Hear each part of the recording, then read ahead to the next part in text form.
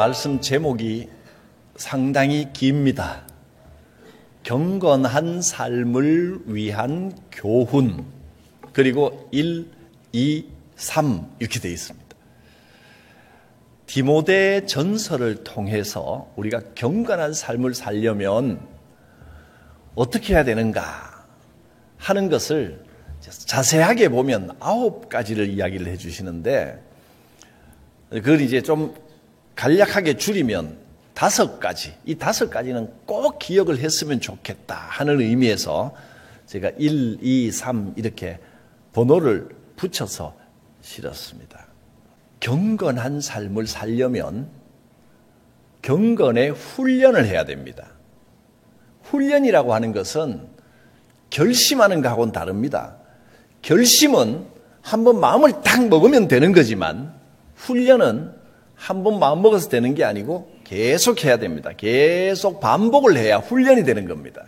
경건은 결심으로 되는 게 아니라 훈련으로 됩니다. 그래서 이 5가지를 항상 생활 속에 습관이 되도록 만들어야 됩니다. 그 중에 먼저 3가지를 말씀드리고, 이제 다음 주에 나머지 2가지를 더 말씀드리려고 합니다. 이 3가지 중에 첫 번째는 이미 지난주에 제가 말씀을 한번 드렸습니다. 디모데 전서 4장 4절에 보면 하나님이 지으신 모든 것은 선하기 때문에 어떻게 하라고요? 감사함으로 받으면 버릴 것이 없나니. 감사함으로 받으면 하나님의 말씀 가운데 하나님의 은혜로 선하게 된다 했습니다.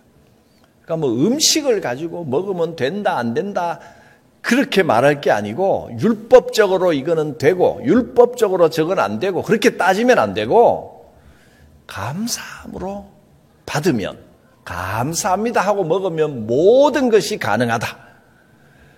또 우리의 삶 가운데서 이건 맞고 저건 틀리고 너무 따질 게 없고 감사하는 마음으로 보면 다 은혜로운 것이 되고, 그게 경건이라는 겁니다. 그렇게 감사의 훈련을 하기 위하여 여러분 한 주간 동안 이렇게 꼭 하십시오. 제가 한 가지 부탁한 게 있는데 기억하시는지 모르겠습니다. 우리 마음이 감사하는 마음을 가지고 싶지만 그게 잘 안 되잖아요. 그래서 우리의 마음이 감사하는 마음을 가지게끔 하기 위한 방법으로 제가 한 가지를 알려드린 것이 그렇습니다. 감사의 말을 많이 하라고 했습니다. 감사합니다. 감사합니다. 하나님께도 감사하고 다른 사람에게도 자꾸 감사합니다라는 말을 많이 하는 것이 경건 훈련의 첫 번째입니다. 감사하는 자가 경건한 자입니다. 꼭 누구를 대상으로 하지 않더라도 혼자서도, 혼잣말로도 감사합니다. 어떤 분은 넘어지면 뻔했는데도 어이쿠 감사합니다가 나오더라고요. 그렇게 감사합니다가 자꾸 나와야 됩니다. 감사합니다. 감사의 말을 많이 하십시오. 그게 경건 훈련의 첫 번째입니다. 이것이 이제 지난주의 말씀이었고요. 오늘은 2번째입니다. 2번째는 말씀입니다. 성경 말씀이 주시는 기준을 알아야 된다는 겁니다. 성도들은 성경 속에서 삶의 기준을 발견해야 되고 성경을 기준으로 살아가야 됩니다. 다른 교훈을 따라가면 안 된다는 겁니다. 다른 교훈, 세상의 윤리적인 교훈들도 들어보면 그럴듯합니다. 그 틀린 말이 아닙니다. 세상 윤리도 맞는 말이고 성경도 맞는 말이고 서로 통하는 부분이 많습니다. 세상 윤리도 남의 것을 도둑질하라 이렇게 가르치지는 않습니다. 도둑질은 나쁜 것이고 욕심내면 안 되고 서로 잘해주고 선하게 대하고, 이것도 세상 윤리도 그렇게 가르칩니다. 성경이 가르치는 거하고 비슷하기는 합니다. 그런데 결정적인 면에서 딱 차이점이 생깁니다. 이걸 깨달아야 된다는 겁니다. 세상 윤리는 가치관의 기준이 뭐냐면 옳으냐 그르냐, 옳고 그름이 최종 기준이 되어 있습니다. 성경은 조금 비슷하지만 좀 다릅니다. 이게 큰 차이를 만듭니다. 저는 과거에 젊었을 때는 저도 그렇게 생각했습니다. 열심히 사는 것이 참 최고다. 꿈을 높이 가지고 할 수 있다고 믿고 최선을 다해서 노력하고 열심히 살면 못 이룰 것이 없다. 이런 생각을 가지고 열심히 사는 것을 최선으로 성실하게 사는 것이 최고다 이렇게 생각을 했습니다. 물론 일리가 있는 말입니다. 그러나 비슷하긴 해도 성경이 말씀하시는 결정적인 것을 놓치고 있습니다. 성경은 열심으로 하는 건 중요하지만 열심이 최고가 아니다라고 말씀합니다. 열심히 사는 것보다 더 귀한 게 있습니다. 그게 뭘까요? 이걸 깨달아야 됩니다. 그걸 모르면 성경이 가르치는 것과는 다른 교훈이 되어버리고 맙니다. 듣기에는 그럴듯하고 맞는 말인 것 같아도 다른 교훈대로 하면 결과가 좋지 않습니다. 직접 한번 볼까요? 3절에 이렇게 말씀하셨습니다. 누구든지 다른 교훈을 하며, 다른 교훈이란 악한 말을 말하는 게 아닙니다. 세상 윤리입니다. 듣기에는 맞는 말 같고 그럴듯해 보여도 다른 교훈을 가지고 와서 표준으로 삼고 기준으로 삼으면 바른 말, 곧 우리 주 예수 그리스도의 말씀과 경건의 교훈을 따르는 게 아니라는 겁니다. 다르다는 거예요. 성경이 말씀하시는 경건의 교훈과 세상이 가르치는 교훈은 다릅니다. 세상의 교훈을 따르면, 다른 교훈을 따르면 어떻게 되느냐 하면 이렇게 됩니다. 그 다음 4절, 5절에 나와 있는 것처럼 이런 결과가 되어버립니다. 그는 교만해집니다. 세상 이야기도 틀린 건 아니잖아요. 이게 옳고 저게 잘못됐고. 근데 세상 교훈만 알면 교만해집니다. 그래서 사실은 아무것도 모르면서 아는 줄로 착각합니다. 세상 교훈을 따르면 변론이 생기고 언쟁이 생기고 투기가 생기고 분쟁이 생기고 비방이 생기고 악한 생각이 나고 그래서 마음이 부패해지고 진리를 잃어버립니다. 그래서 경건을 이익의 방도로 생각하는, 그러니까 경건한 척하면서 자기 이익을 챙기는 이런 다툼이 잔뜩 일어나게 됩니다. 오늘날 많은 교회들이 사실 우리 교회는 이렇지는 않지요? 여러분이 판단하시면 됩니다.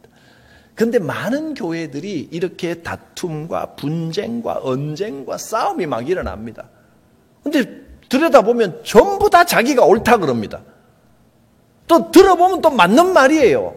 이쪽 편에 가서 들어보면 우리가 맞다 그러면 또 그럴듯해요. 또 저쪽 편에 가서 들어보면 또 이 말이 맞는 것 같아요. 여러분, 제가 줏대가 없어서 그런 게 아니고요. 실제로 들어보면 다 맞는 말을 하는 사람들끼리 그렇게 싸우고 분쟁을 하고 그런 경우가 너무 많습니다. 왜 그러냐면 다른 교훈을 따르기 때문입니다. 말씀의 교훈을 따르지 않고 세상 교훈대로 교회에서 행하려고 하기 때문에 그렇습니다. 말씀이 주는 교훈이 무엇입니까? 세상은 옳고 그름을 따지고 열심히 하면 된다고 가르치고 그렇게 가르치는데 여러분, 옳고 그름이 전부가 아니에요. 옳고 그름도 좋은데 열심히 하는 게 전부가 아니에요. 열심도 좋은데 제가 여러분을 만나고 지금 만 7년이 지났는데 7년 동안 끊임없이 이야기해온 게 있죠. 처음에는 이제 이 말을 듣고 좀 오해하는 분도 계셨는데 이제 오해는 안 하시는 것 같아요. 다 알아들으시는 것 같아요. 제가 여러분 너무 열심히 하지 마십시오. 제발 열심히 하지 마십시오를 7년 내내 말씀드렸습니다. 그랬더니 나 열심히 하려고 그러는데 목사님이 왜 열심히 하지 말라 그러냐고 그래서 막 시험 든 분도 있었습니다. 근데요, 이 말은 세상적인 열심히 하는 게 나쁘다는 뜻이 아니라 열심히 하는 건 좋은 이야기입니다. 그런데 열심히 전부라고 생각하면 큰 코 다친다는 말입니다. 성경은 열심이 최고라고 가르치지 않고 열심보다 먼저 있어야 될 게 반드시 있어야 된다. 교회는 열심히 하는 사람만 대우받고 그게 아니다. 열심이 최고가 아니다.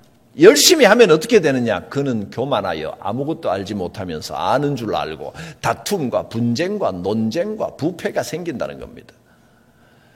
그럼 뭐가 있어야 됩니까? 성경이 말씀하시는 가치관은 은혜입니다. 은혜가 먼저여야 한다. 세상 지혜는 논리적이고 합리적일지는 몰라도 그 안에 은혜가 없습니다. 말씀이 가르쳐 주시는 것은 은혜입니다. 은혜. 하나님의 말씀 앞에 겸손하게 은혜 받은 사람은 은혜를 가지고 다른 사람을 볼 줄 압니다. 은혜로 보면 용납이 됩니다. 이해하고 싶어집니다. 덮어주고 싶어집니다. 은혜가 충만한 교회가 돼야 됩니다. 서로 막 열심히 하고 나도 열심히 너도 열심히 당신도 열심히 막 부지런히 해가지고 교회를 부흥시켜야지 열심히 해야지 왜 열심히 안 하느냐고 막 이런 교회가 되면 뭐 결과가 어떨지는 뭐 그건 봐야 알겠지만 그러나 성경이 말씀하시는 결과는 그렇게 되면 교회가 뭐 성장을 하든 안 하든 그거와 관계없이 분쟁이 일어나고 다툼이 일어나고 싸움이 일어나고 그건 교회가 아니다. 그건 경건의 모양만 있지 경건의 능력이 없는 것이다. 이렇게 말씀하시는 겁니다. 말씀에 은혜가 있어야 됩니다. 말씀 안에는 은혜가 있습니다.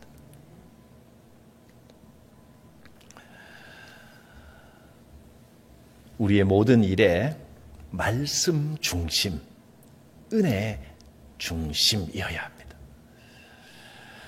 그래서 여러분 기억하기 좋도록 제가 한번 구호를 외쳐볼 테니까 한번 따라해 보시기 바랍니다. 말씀 중심, 은혜 중심, 예수 중심, 할렐루야.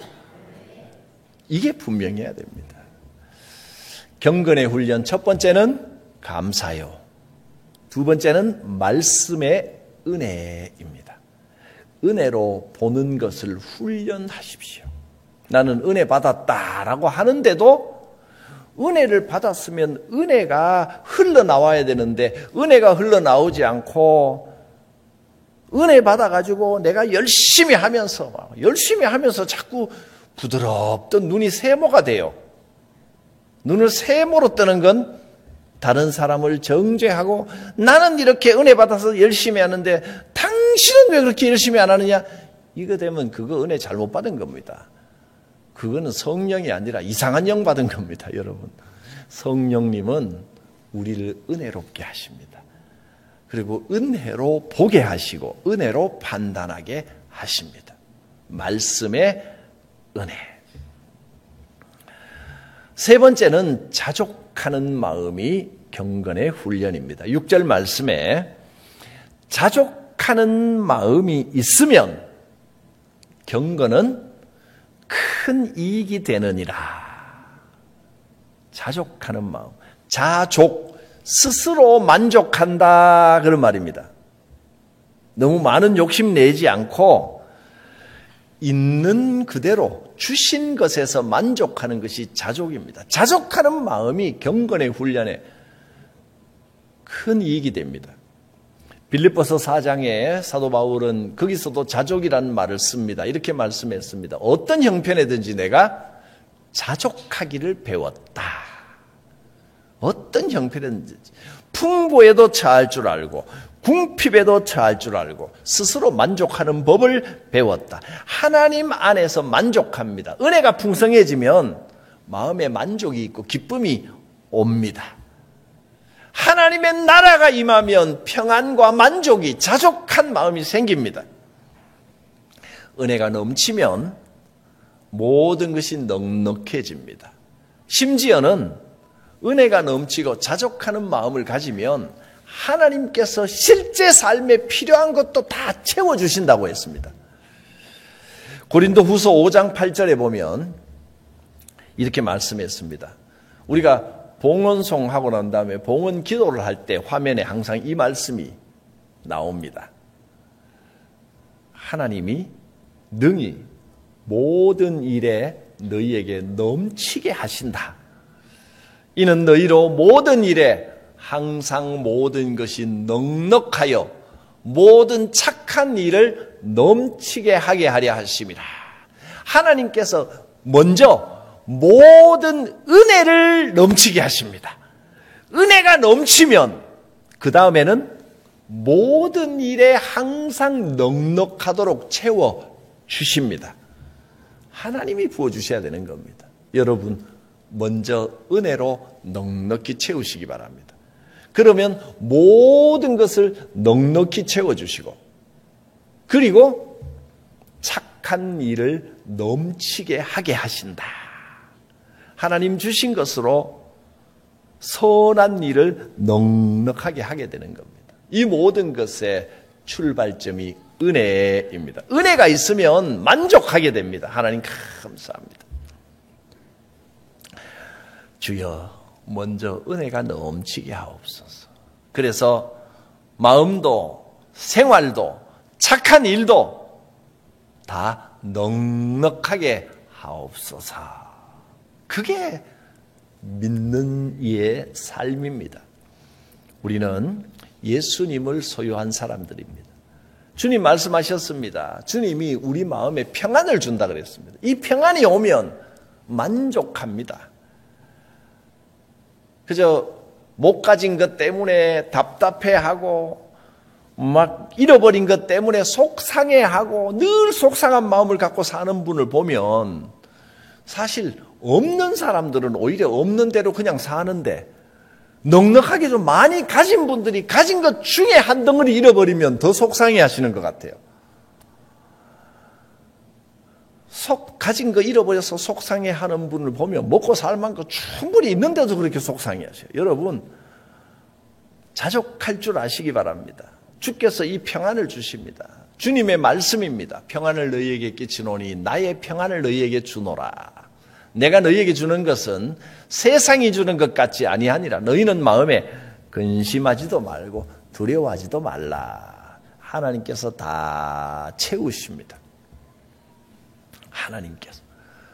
우리가 이 땅에서 너무 욕심낼 거 없습니다. 이 땅에 거 많이 가져봐야 그거 죽을 때 가지고 가는 거 아니잖아요. 그래서 또 어떤 분은 이렇게 말씀하십니다. 아니 목사님 죽을 때는 못 가지고 가도 자식한테 물려줘야죠. 자식한테 물려줘봐야 그 좋을 거 하나도 없습니다. 이것저것 다 마련해서 넉넉하게 해서 물려주면요. 물려준 게 많으면 많을수록 자식들끼리 싸웁니다.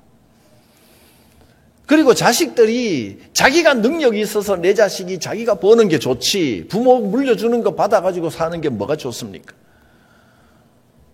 저는 참 물려줄 것도 아무것도 없는데 제 기도 제목은 이겁니다.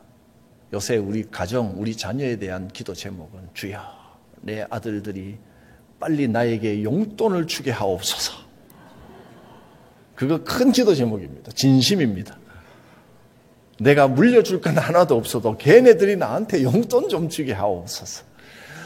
아이들이 나한테 용돈 준다는 말은 지들 벌이 다 해가지고 먹고 살만하고 여유가 있다는 이야기입니다.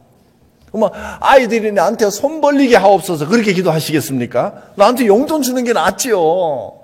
빠른 시간 내에 나한테 용돈 주기를 간절히 기도합니다. 그렇게 될 것 같습니다. 얼마나 감사한 일입니까? 내가 주는 것보다요, 걔네들이 나한테 주게 되는 게 훨씬 좋은 일이라니까요. 자꾸 모아가지고, 이 땅에서 물려주고 계획하고, 물론 어느 정도의 계획은 있어야 됩니다만은, 내 뜻대로 안 된다는 걸 알아야 됩니다. 그리고 그 욕심은 끝이 없다는 걸 알아야 됩니다. 만족할 수 있는 것이 내 분량이고, 내 기쁨이고, 내 삶의 행복입니다. 자족하는 마음이 경건에 큰 유익이 됩니다. 7절, 8절 봅니다. 우리가 세상에 아무것도 가지고 온 것이 없음에 또한 아무것도 가지고 가지 못한다. 우리가 먹을 것과 입을 것이 있으면 그걸로 족한 줄 알 것이니라. 먹고 입기만 하면 무조건 만족하다. 단순히 그런 의미는 아니고 만족하면서 살라는 겁니다. 이스라엘 백성이 광야에서 만나를 경험했을 때 만나가 하나님이 주시는 우리 물질관을 분명하게 가르쳐 줍니다. 그날 하나님이 내려주시는데 어떤 사람은 불안하니까 혹시 내일 안 주면 어떡하나. 그래서 이틀치를 모아놓습니다. 어떤 사람은 욕심이 나서 더 모아옵니다. 그러면 그 다음 날쯤 일어나 보면 더 많이 모아놨던 것은 썩어서 냄새가 납니다. 그날의 만나로 만족하며 살아라. 하나님이 채우신다라는 뜻입니다. 자족하는 마음이 있으면 경건에 큰 이익이 됩니다. 그래서 성경은 하나님의 나라와 그의 의를 구하라 하셨습니다. 하나님의 나라와 의를 구하는 삶을 살아야지 세상 물질 때문에 그것 붙들고 바들바들 떠는 삶을 살면 안 된다는 겁니다. 경건한 삶을 살아야 됩니다. 욕심은 많은 것을 잃어버리게 만듭니다. 근데 사실 정확하게 말하면 욕심이 없을 수는 없습니다. 욕심은 좀 있어야 됩니다. 근데 그 욕심이 탐욕이 돼버리면 타락이 됩니다. 욕심은 어떤 의미에서는 의욕을 가지게 하는 것도 된단 말이죠. 뭔가 약간의 욕심은 좀 있어야 되는데 욕심이 과하면 탐욕이 됩니다. 탐욕은 악한 것입니다. 올무에 빠지게 합니다. 9절 말씀입니다. 부하려 하는 자들은 이 탐욕입니다. 계속 더 부하고 싶어하는 마음만 자꾸 있다면, 자족하는 마음이 없으면 시험에 빠지고 올무에 빠지고 여러 가지 어리석고 해로운 욕심에 떨어집니다. 사람이 파멸하고 멸망에 빠지게 됩니다. 제일 먼저 돈을 잘 관리하는 훈련을 해야 됩니다. 그게 경건 훈련입니다. 매사에 탐욕이 없어야 되지만 그 기준이, 그 뿌리가 돈에 대한 욕심 때문에 온다. 그거부터 잘 제어하라. 성경은 그렇게 말씀하셨습니다. 10절 말씀. 돈을 사랑하는 것이 일만 악의 뿌리가 된다. 돈에 대한 탐욕을 버려야 됩니다. 하나님께서 채우십니다. 부자가 되고 싶은 마음 자체가 나쁜 건 아닙니다. 그러나 점점 더 부하기만을 원한다면 그건 탐욕입니다. 탐욕은 일만 악의 뿌리가 됩니다.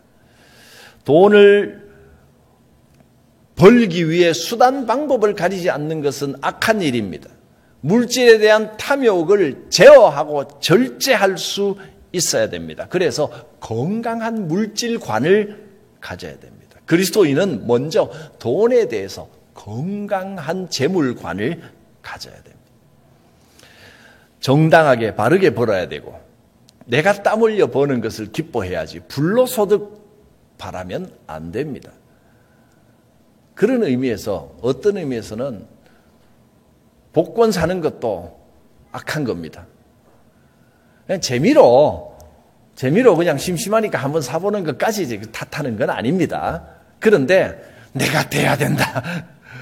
그래 봐야 되지도 않겠지만 내가 눈을 벌게 해가지고 한 20장씩 막 50장씩 막 사가지고 이 중에 한 개는 되겠지. 이런다면 그건 죄라는 말입니다. 불로소득을 지나치게 기대하는 것은 악한 것입니다. 재물에 대한 욕심이 눈을 어둡게 만듭니다. 영적으로 죽게 만듭니다. 돈을 사랑하는 것이 일만하게 뿌리가 됩니다. 탐욕은 언제나 문제입니다. 우리는 예수님의 마음을 품은 사람들입니다. 돈을 사랑하지 않습니다. 세상 것을 사랑하지 않습니다. 세상 것이 있어야 될 건 맞습니다만은 거기에 몰두하지 않습니다. 옳고 그름이 우리의 판단의 최종 기준이 아닙니다. 은혜가 먼저입니다. 성도는 주님을 바라보며 살아가는 사람들입니다. 감사하는 훈련을 해야 됩니다. 말씀으로 은혜의 훈련을 해야 됩니다.